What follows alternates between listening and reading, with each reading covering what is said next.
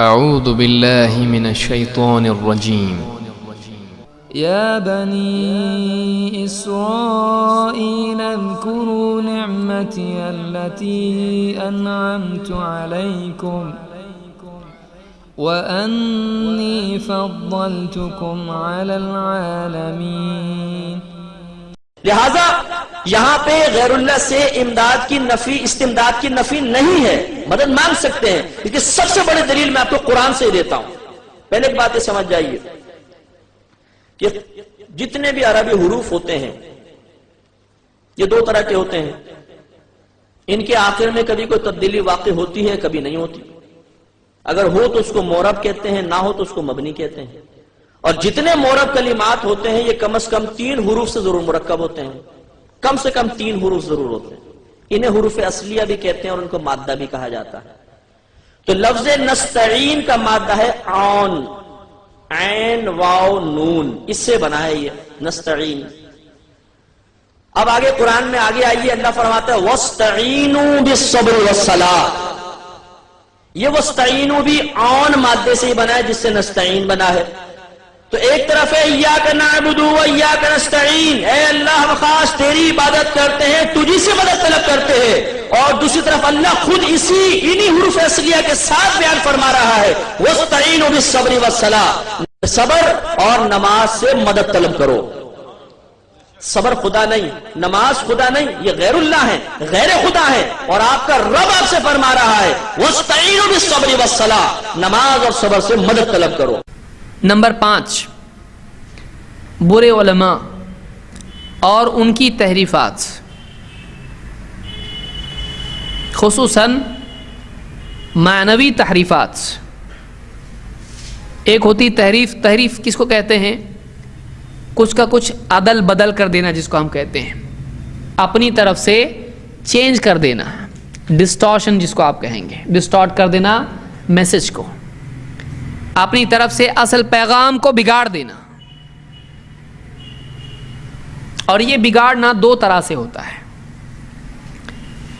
ایک ہوتی ہے متن میں تحریف، ٹیکسچول فیبریکیشن آپ جس کو کہیں، یا ڈسٹارشن آپ جس کو کہیں، کہ اللہ کی طرف سے آیا ہوا پیغام، اس میں انسان اپنا کلام اس طرح سے ملا دے کہ اللہ کا پیغام کیا ہے اور بندے کی ملاوٹ کیا ہے فرق ختم ہو جائے.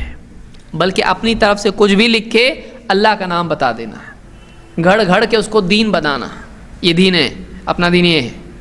اس طرح سے لوگوں کو بے دینی، ان کی اپنی عقل کی، اپنی خواہشات کی اپج، اس کو اللہ کا دین بتا کے پیش کرنا ہے.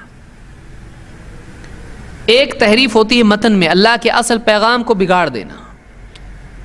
دوسری تحریف ہوتی ہے اللہ کے پیغام کو تو باقی رکھا جائے، الفاظ ویسے ہی رہیں. قرآن کا قرآن باقی ہے، حدیث حدیث ہے، بخاری کی ہے، مسلم کی ہے. لیکن جب حضرت سمجھانے پر اس کو آئیں تو ایسا سمجھائیں کہ بات ہے کچھ، نکل رہا کچھ ہے. بات ہے کچھ اور ثابت کچھ اور کرنے لگے.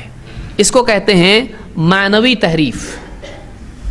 معنوی میننگ کے اعتبار سے، مطلب کے اعتبار سے کچھ کا کچھ مطلب بدل دینا. وہ الفاظ نہیں چینج کر سکا، قرآن کو نہیں بدل سکتا ہے، لیکن قرآن کو جب سمجھانے لگے گا تو قرآن کی آیات سے وہ مطلب نکالے گا جو اس میں نہیں ہے. کیسے؟ ایک صاحب نے دلیل دی اللہ کے سوا دوسروں سے مانگ سکتے ہیں، مدد لے سکتے ہیں، اولیاء سے قبروں میں جو ہیں وہ یا جو بھی ہیں. دلیل کیا ہے؟ وَاسْتَعِینُوا بِالصَّبْرِ وَالصَّلَاةِ، جس میں خود اللہ سے مدد لینا ہے اس کو غیر اللہ سے مدد لینے کا ذریعہ بتا دیا. وَاسْتَعِینُوا بِالصَّبْرِ وَالصَّلَاةِ، تم مدد چاہو، استعانت کرو، کس سے؟ صبر اور نماز سے. آپ پوچھیں گے اس سے کیا ثابت ہو رہا ہے؟ ثابت ہو رہا ہے، ثابت کرنے والا ثابت کر رہا ہے. کیا کر رہا ہے؟ اپنے ذوم میں ثابت کر رہا ہے، حقیقت میں نہیں. صبر کیا ہے؟ اللہ ہے. آپ صبر کر رہے ہو، صبر آپ کا عمل ہے. وہ مخلوق ہے. آپ مخلوق ہو تو آپ کا عمل بھی کیا ہے؟ مخلوق ہے. اور آپ کا صبر کیسا ہے؟ اچھا ہے، اعلیٰ، بہت نبی کے جیسا کچا پکا صبر. اور آپ کی نماز آپ کا عمل ہے نا، قیامت میں تلے گا. آپ کی نماز اللہ ہے؟ اللہ نہیں ہے، وہ آپ کا عمل ہے. اور آپ کی نماز تو آپ جانتے کیسی ہے، کچی پکی نماز ہے. دھیان کدھر جا رہا، قرات کدھر جا رہی، تجوید کتنی توبہ کر رہی، کیسی تجوید آپ کی، کیسی قرات آپ کی، کیسا دھیان نماز میں آپ. تو آپ کیسی ٹوٹی پھوٹی نماز آپ کی نماز ہے، اس سے مدد لے سکتے، اتنے بڑے ولی سے نہیں لے سکتے. تو یہ لاجک کہ آپ جب ایک مخلوق سے مدد مانگ رہے ہو تو پھر دوسری اس سے بڑی مخلوق سے کیوں نہیں مانگ سکتے؟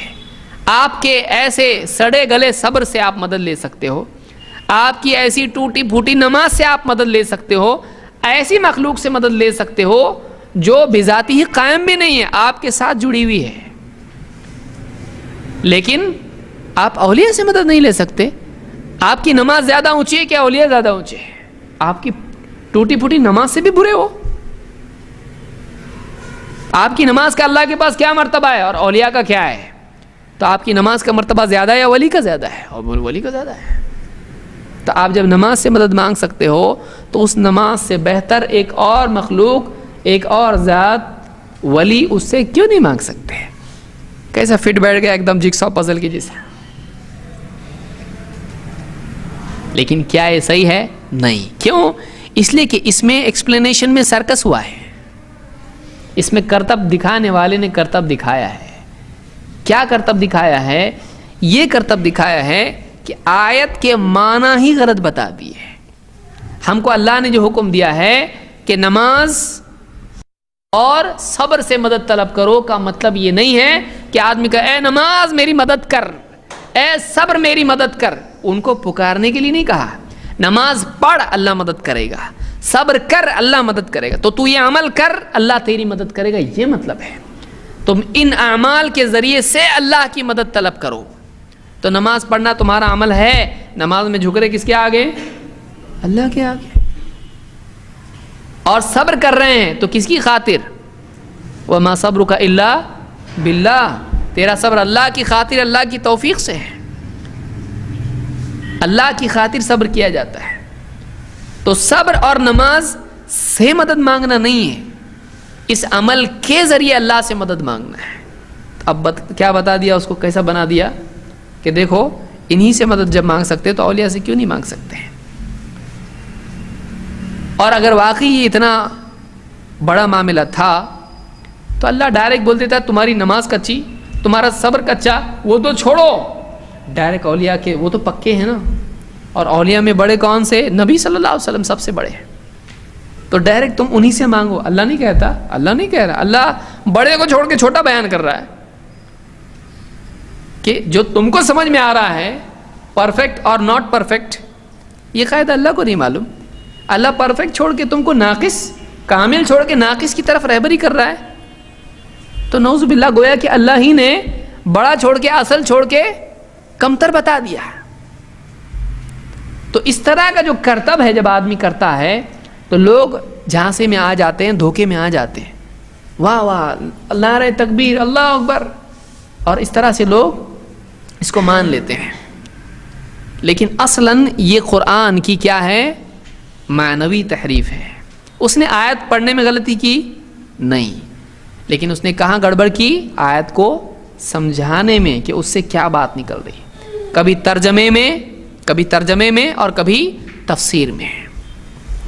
کیونکہ اگر واقعی ایسا ہوتا کہ اولیاء کو پکارا جائے تو صحابہ اور تابعین اور چاروں امام اولیاء کو اور اللہ کے نبی صلی اللہ علیہ وسلم کو مدد کے لیے پکارتے ہیں.